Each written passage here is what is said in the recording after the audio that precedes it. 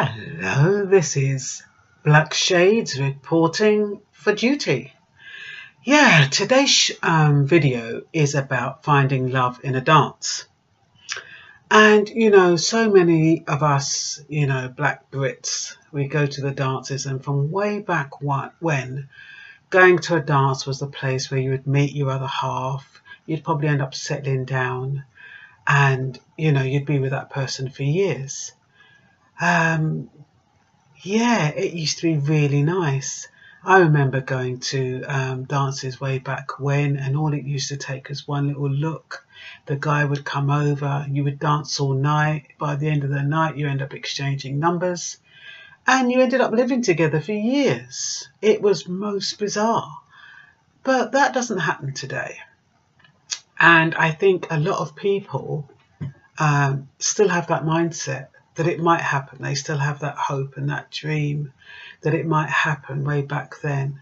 But the dynamics in relationships have changed. So when we're going to a dance, to rave, we have to think to ourselves, what is the purpose of going to the dance? Is it to enjoy yourself? Are you looking for love? Do you like dancing? Do you love the music? Or do you just love going out? The reason you go to a dance is key, because it means that your mindset is already in place when you've left your yard. It means that you're already planning in the back of your head what you're expecting when you go to the dance. And sometimes that translates in the mood that you're in when you get to the dance. Now, supposing you're going to a dance to meet someone, you're hoping to meet someone, and then when you go to the dance, you see pure woman, and that would just affect your mood. You're going to be like, what the hell will we waste my money come here for? You know what I mean? So you're going to end up not enjoying yourself. So you have to put your mindset in gear before you even leave the yard, and your total mindset should be set on enjoying yourself regardless of the circumstances. Because when you think about it, what kind of men actually go to a dance? Are they single? Are they looking for a bit on the side? Did a friend ask them to go with them so they don't really want to be there? Are they unemployed and someone else paid for them? Do they know the owner of the club?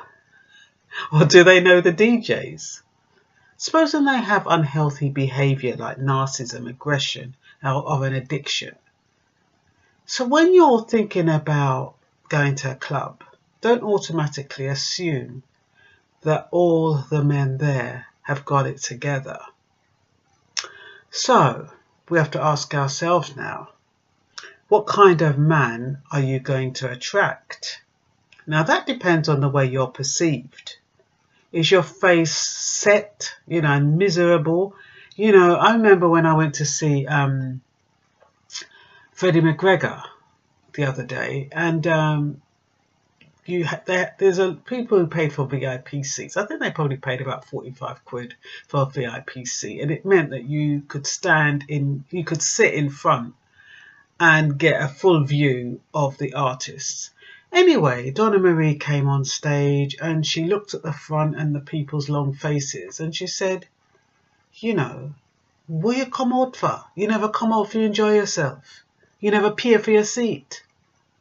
And some woman said, yeah, I paid for my seat. Miserable as hell. You know what I mean? And I was looking down and I was thinking not one of them had a smile on their face. And they just sat there screwing, and regardless of how nice the music was, they would not move. You know who got them to get up and move? Peter Honeygale. He came off the stage, regardless of how them look, he'd take them hand, he woo them, and he made them feel special and important. And sometimes that's probably what it is. Maybe when people go to the dance, they want to feel special and they want to feel important. So when a man asks them to dance, that endorses them, if they have a low self-esteem, of course. It endorses them and makes them feel as though they are somebody. So you have to kind of think, okay, when you're thinking about who you're going to attract, yeah, I was talking about how is your face set? Or how are you dressed? Are you well presented, or did you decide that you're not really going to bother because you can't be asked? You're just going to wear something casual. You can't be bothered. You didn't have time to go to the hair salon, so you just like to push your hair back in one. You can't be bothered with the makeup because later on you're going to sweat it out anywhere, or it might get on the man's clothes. You're not going to wear no nice shoes because you want to feel comfortable. So when you go out, you have to ask yourself, how do I look? Am I attractive? Am I dressed attractively?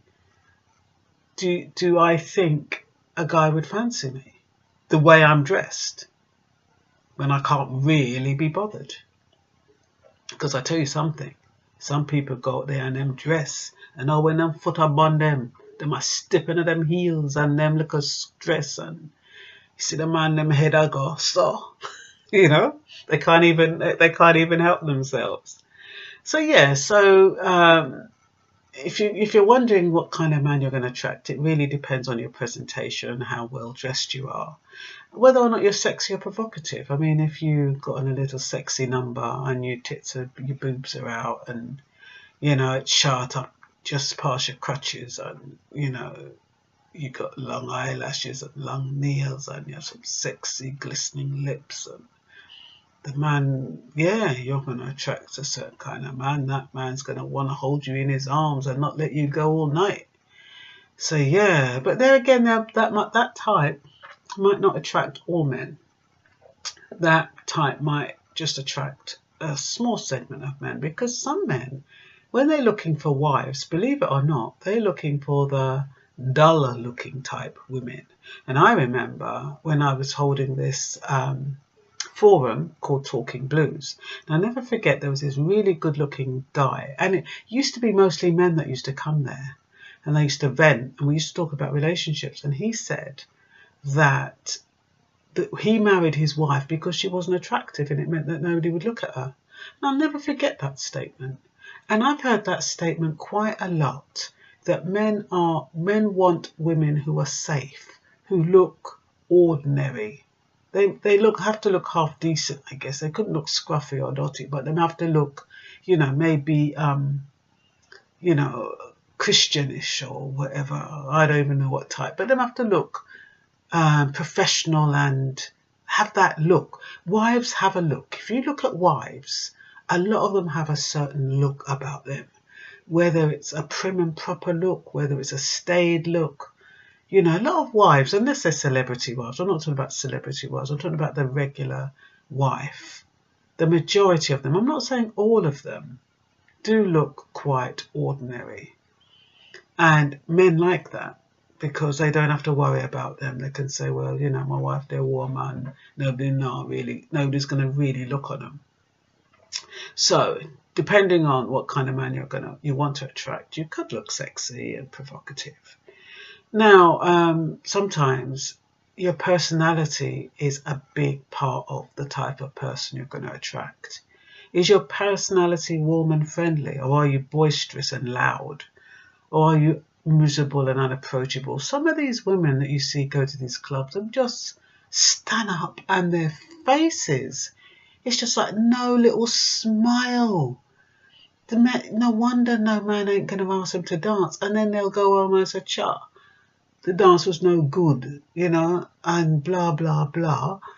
And it's because of the way the face set and the way they look miserable and the way they sit down there. And some of them make an effort, you know, some of them dress nice, but I don't know what's wrong with their face. I think all the bitterness over the years and all the hurt and betrayal goes with them to these dances. And it's just like they put on this mask of betrayal and hurt, and everybody has to see it. Nobody wants to see that face when they go to a club. You go there to enjoy yourself. It looks good. Smile. Be energetic. Get up. Get out there. You know, because I'll tell you something.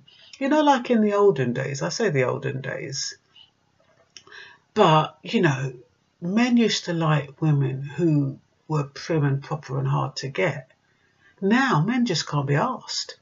They haven't got the wherewithal, you know. And when I say hard to get, I don't mean women who give it up, you know, like that. I'm talking about women who are, you know, these, you know, when men used to have to graft for women, and the woman would set her fierce and say, no, move from me, I don't want to talk to you.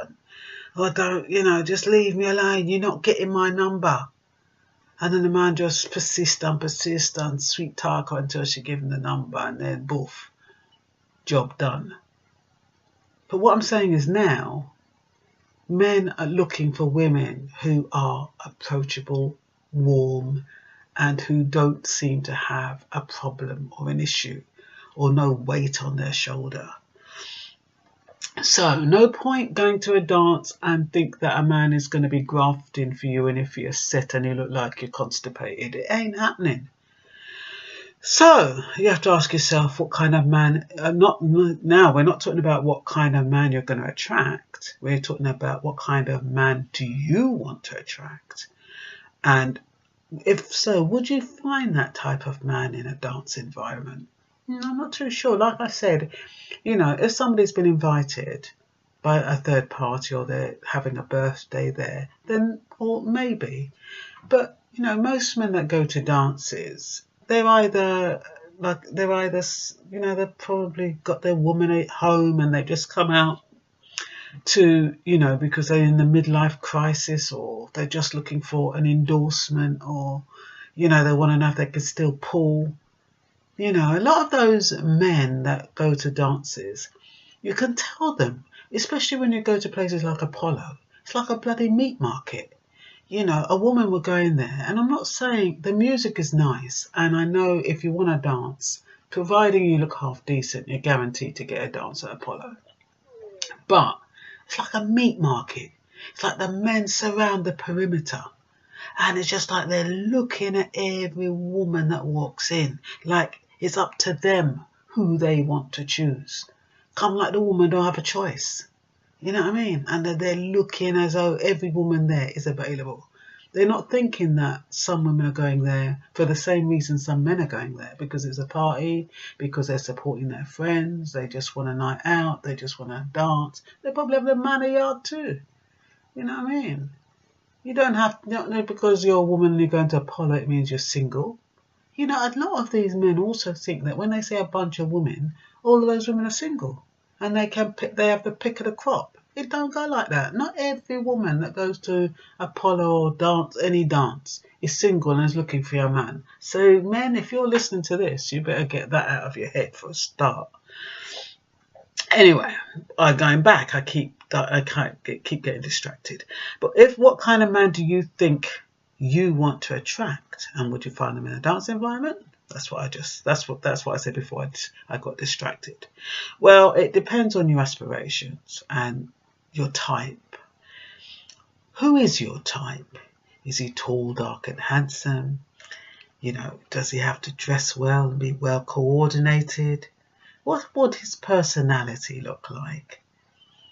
And why is he your type? Is it the physical? Is he manly and he's got some chemistry? Does he smell good? You know, those men, oh my God. Sometimes you can go to a dance, and when a man has on a good cologne and them look clean and fresh, and you brush past him and you're just like, whoa. It's like, say, you're gone, you know. You're gone. Oh man, I love a man who's got a good cologne. Not these little cheap things that they wipe on their face. These little, I don't know where they get them from. But a man with a decent cologne, looking sharp. Oh, I think that is so sexy and so attractive. The only thing that might let them down is when they open up their mouth. And that's what lets a lot of men down, men that look good. They're either brawling, or, you know, they don't have no manners, or, you know, no little finesse, no little charm, you know, and that kind of spoils that image. So if I see somebody like that and they really look good, and then they open up their mouth and it's like stinker cigarette, and, you know, they're just brawling, all that what I liked before physically goes out the window. So, because I don't like, personally, I don't like men who look good and then they can't string two words together. And you can tell the people that can't string two words together, you know. Anyway, I'm not going to go into that because sometimes it's not their fault. They could have some kind of disability. So I'm not going to really knock them for that. But I just think it's a shame if they are born. And you can have a disability and you can also be, you know, not have a good, not be a good communicator. But you can tell if somebody has a little bit of class and, you know, are courteous and well-mannered. And that's what's important. You know, remember them days where man used to just drag you and they talking about come dance, you know, they never even ask you if you want to dance, they just pull you up, hold you on, you're gone, you don't even object, you just those days, man, dread. Anyway, so if you, the type of person, yeah, we're talking about types now, yeah, there'd have to be, I'm assuming there'd have to be some chemistry. I assume you'd be looking at their behaviour and the way they dance. I mean, that is key because some of these men, when they hold you to dance, you know, they look good and then you expect them to be able to at least move to the rhythm and they're all over the bloody place. If they ain't all over the place, them get some kind of erection while they're with you and you're kind of like having to back and bloody pain. I mean, control yourself, man, before you go dance. You know, some of these men, it come like them got if a masturbate or something. You know, I don't know what that's about.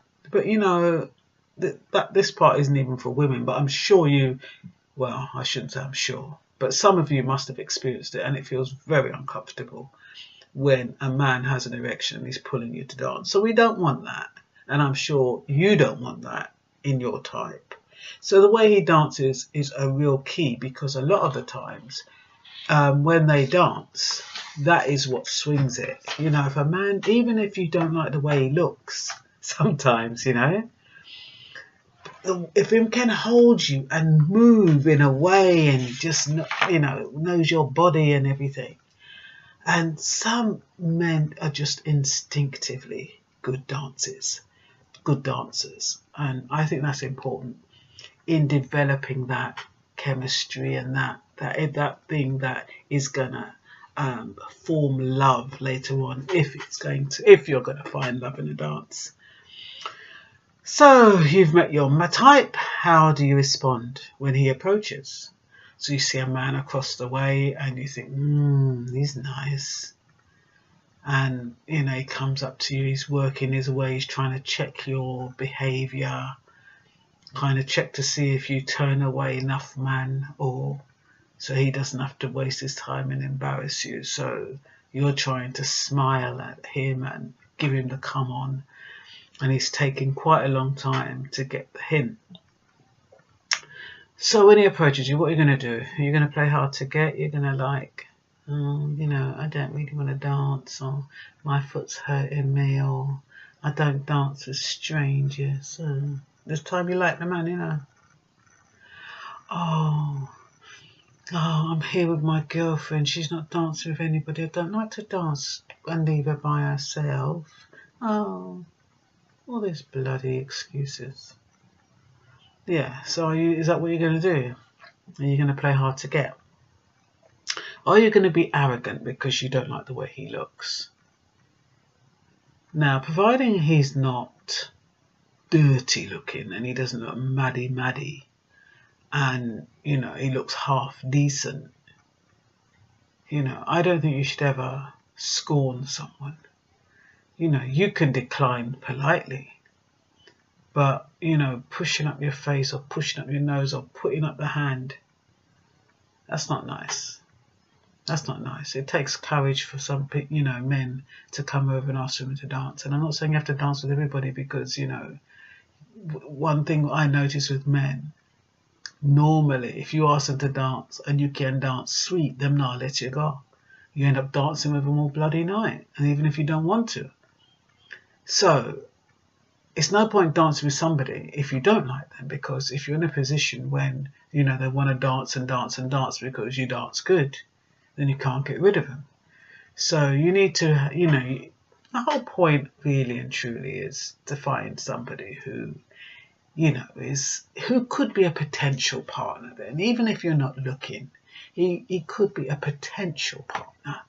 So he has to have those credentials when he asks you to dance. So some men will say, well, it's just a dance, it's just a dance. But it's not just a dance. And I know that men, they don't just pick any and anybody for a dance either.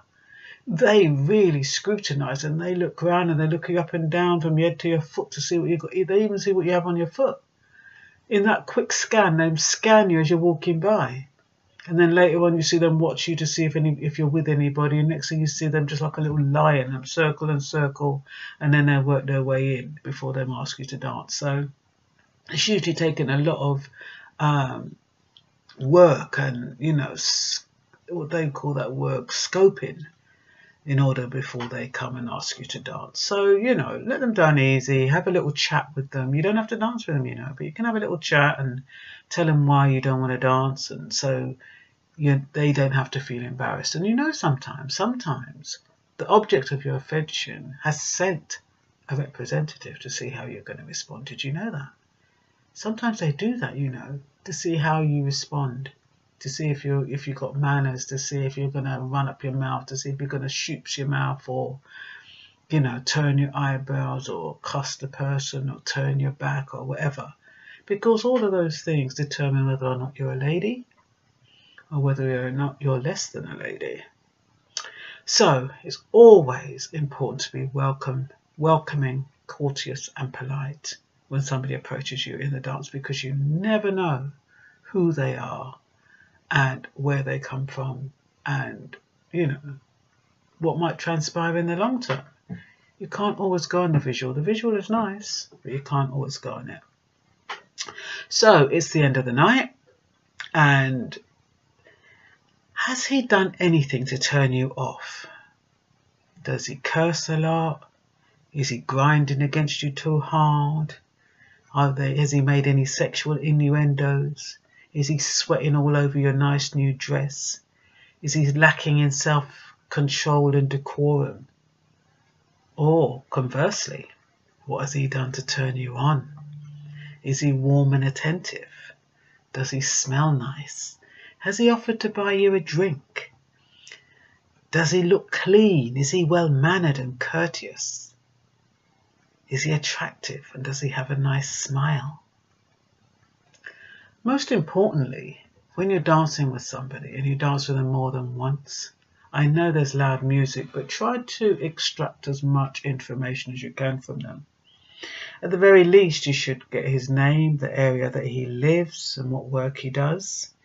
If you can ask him about his job, how he rates his work, whether he enjoys it, how many hours he works, how many hours does he spend at work. Because some of these men, they spend hours and hours at work, and then, you know, the little time you see them at the dance is like the one night he's got off for the next 12 days or something.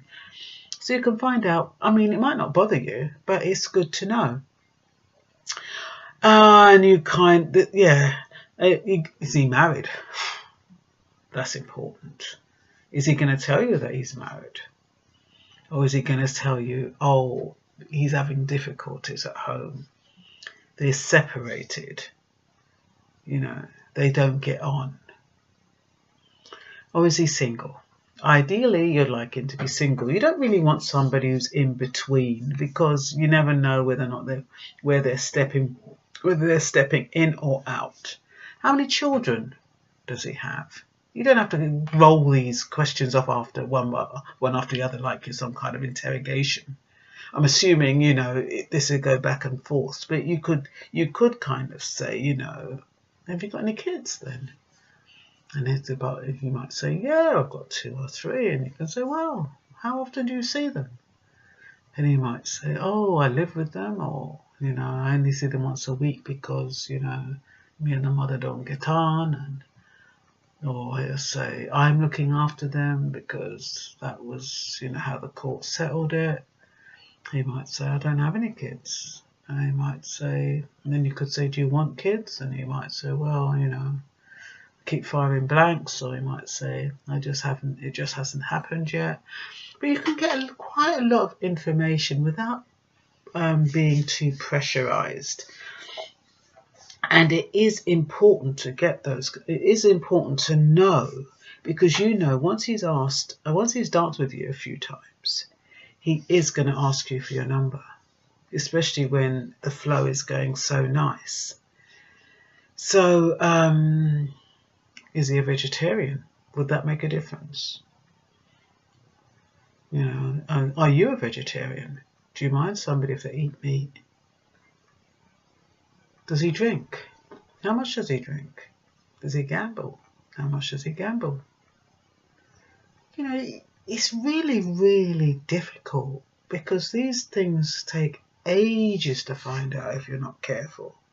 Does he have any limitations or restrictions? I mean, does he have any disabilities that you don't know of that prevents him from working? Sometimes, even by virtue of just asking them how many hours they work, they might say 3 or 4 hours, and you might say, oh, that's not many hours. Why is that then?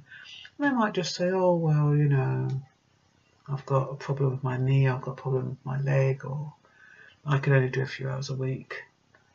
Or, you know, I've got another little job that I'm doing.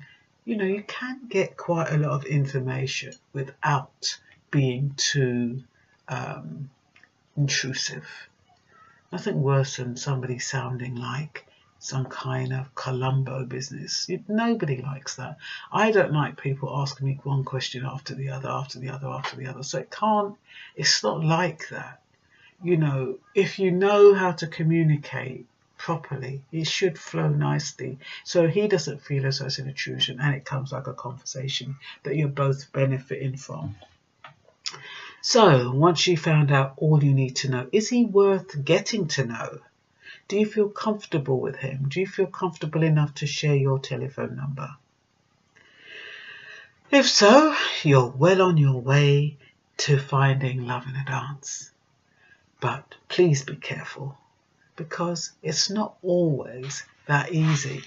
I know I've waffled on a lot, but you know, dances aren't how they're planned out to be. And you know, a lot of us, I remember I went to a dance. I was going to end it there, but I remember I went to this Lovers Rock dance, and the women looked sensational. It was quite expensive. I think it was like a weekend, and you paid nearly £200 for the tickets, and you lived in a hotel, and you had 3 nights, and there was, you know, 3 nights in the hotel. All the food was provided for. There was a spa. So that, you know, for those 3 nights, you could tell women had splashed out and were looking good. And I can tell you something.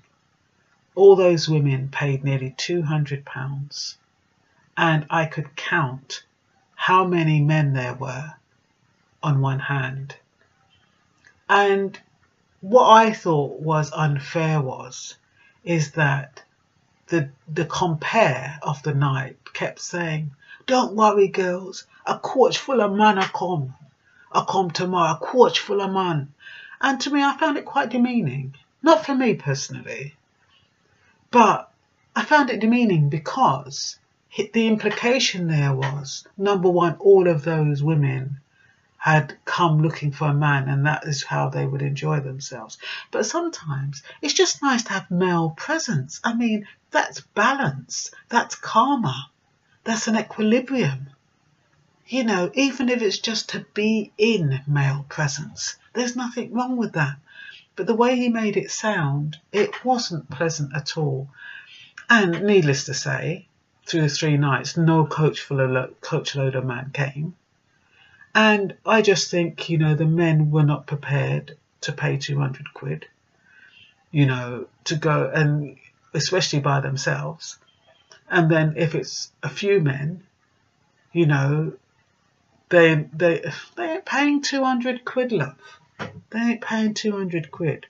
And I just think it's a shame, really, because, you know, an event like that, you could have been equally matched if men were prepared to pay the £200. But I don't think the men that would pay £200 would want to go to a lovers rock dance. They might pay £200 to go to a jazz concert, or £200 to go on some kind of holiday or something, but not to go to a lovers rock dance. So yeah, so I don't even know how I got there, but anyway, what I was trying to say, it's the expectations.